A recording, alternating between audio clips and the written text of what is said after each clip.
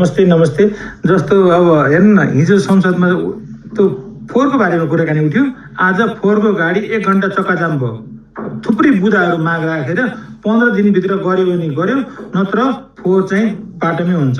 काठमाडौँमा फोहोर उठ्दैन। संसदको पावर, संसदको बोली।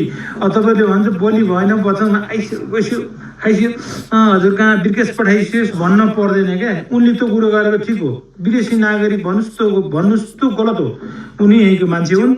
आशिका तामाङको लागि हाम्रो जोरदार अपिल छ, हाम्रो अनुरोध छ, उनी जनताको छोरी हुन्। हिजो घाइते भएका जन्जीलाई 50,000, 1 लाख, 2 लाख, 4 लाख रुपियाँ गरेर पैसा दिएर उपचार गरेको हो।